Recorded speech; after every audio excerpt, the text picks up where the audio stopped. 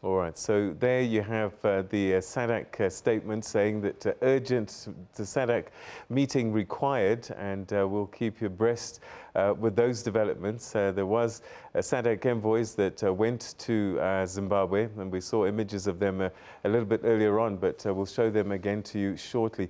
In the meantime, we're now joined by Tamuka Chirimamboa, who's a PhD candidate at the University of Johannesburg here in South Africa, but he has written extensively on the politics in Zimbabwe, especially on security issues. Thank you very much indeed for joining us once again. Good to have you in studio.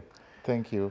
All right, so another day, more uncertainty, lots of speculation. What's your assessment of where we're at in terms of, is this an end game for Robert Mugabe, or is there still quite a lot to do? Yeah, I think it's an end game for Robert Mugabe, but the question is how that end game is unfolding or will come out right at the moment. It's much more of conjecture or speculation or claims by different various sources. But I think this is basically because the negotiations of such a nature are highly sensitive and have to be secretive. But I'm quite a bit positive that very soon it's a question of time that we'll begin to have an idea, because already we've had photos coming out from State House about what is happening in Zimbabwe, about the discussion, the talks. These are things which are beginning to be released. But I think something is going to come out of this process, which is currently underway. So we're getting reports that Emmerson Mnangagwa has returned to Harare now, which means that he feels safe, that things are conducive for his return.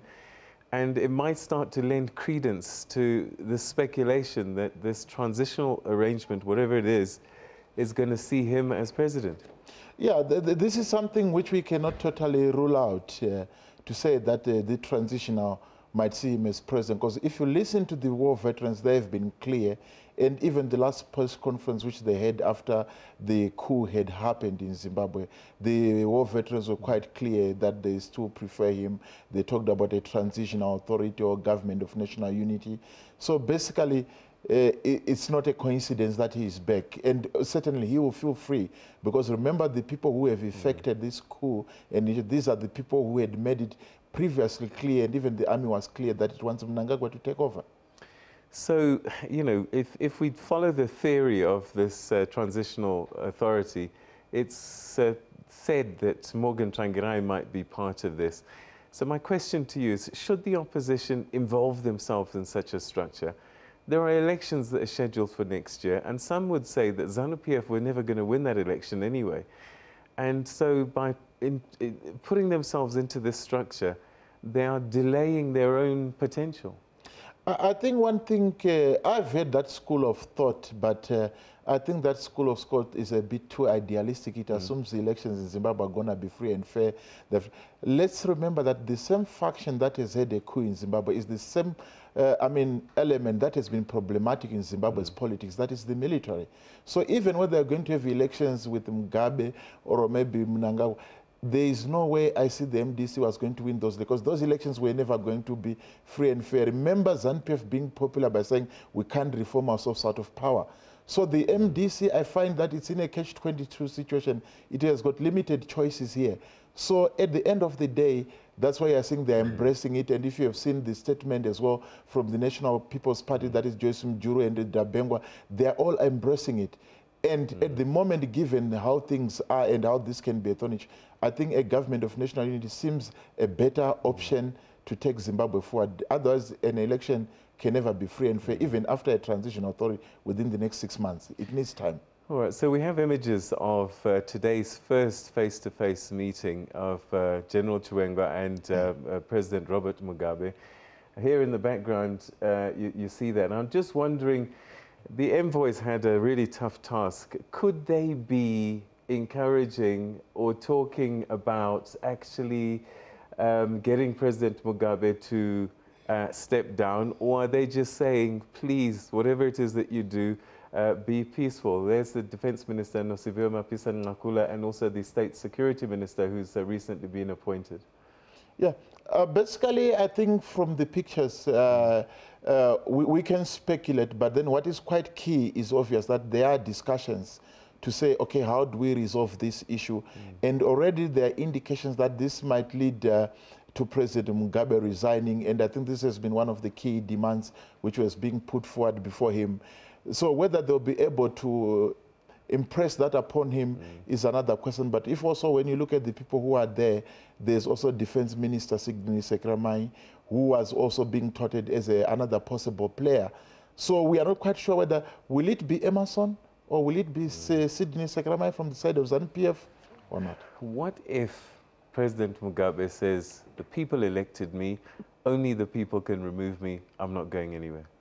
Yeah, that is given, I mean, considering that we had elections in 2013 and his term is not yet due, that is a very valid argument, but that argument becomes technical given the current, because what it means, it might mean that either the military has to go outright to take an outright coup, but in this case, I think there are other civil mechanisms that can be employed.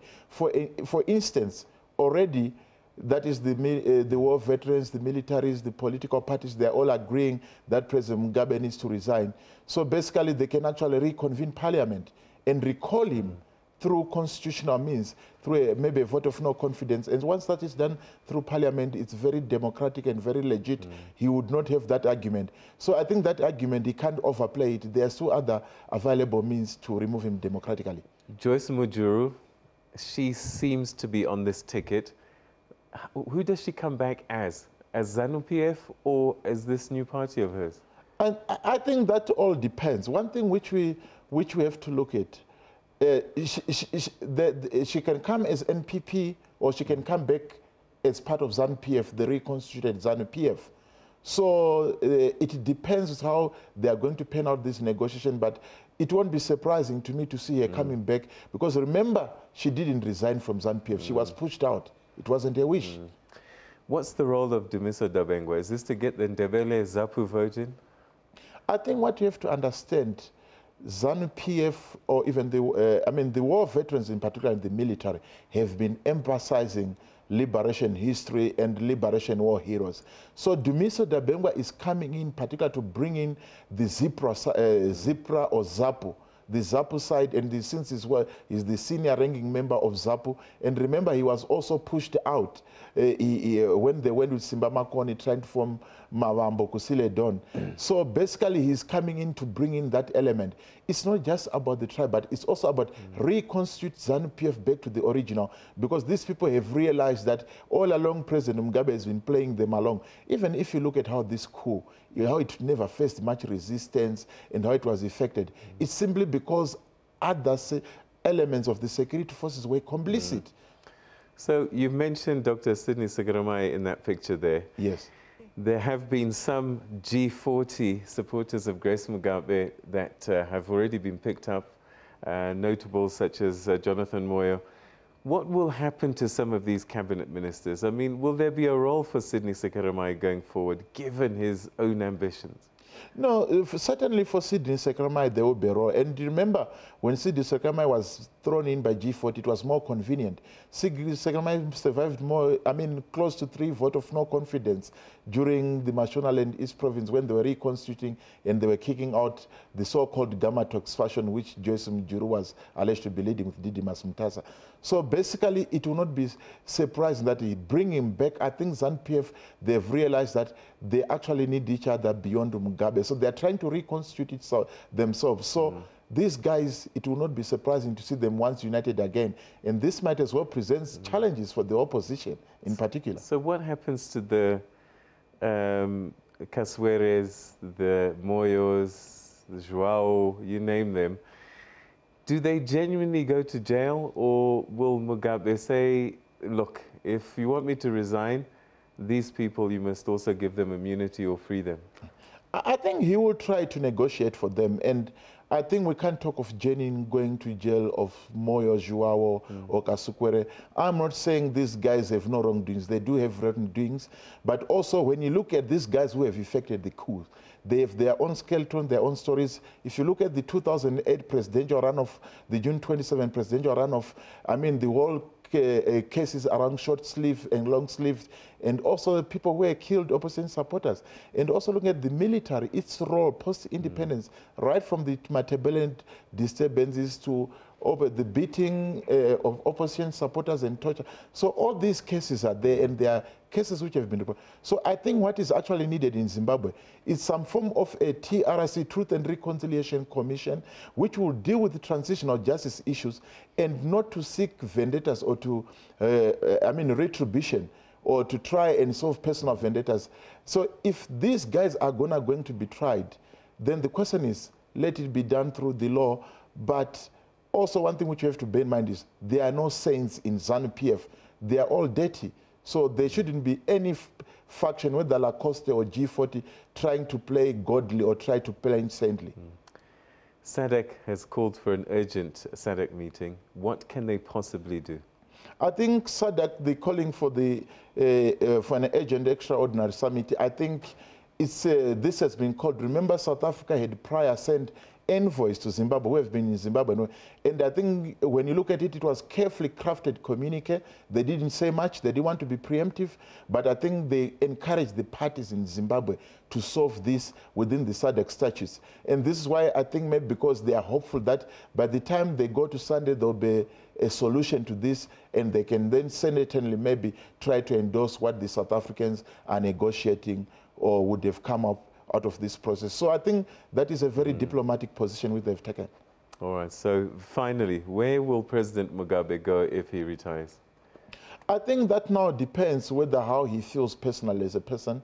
I think if he is going to resign, I think they will give him immunity. And the army so far has displayed, that they have no appetite for President Mugabe, and even before. I think what they really wanted was the war veterans, they wanted former Vice President Emerson Mnangagwa to take over, or maybe might go into exile in any country of his choice. Okay. Tamuka Chirimamboa, thank you very much indeed for your insights. It was a great pleasure having you on our program. Okay, you're welcome. Right. Thank you.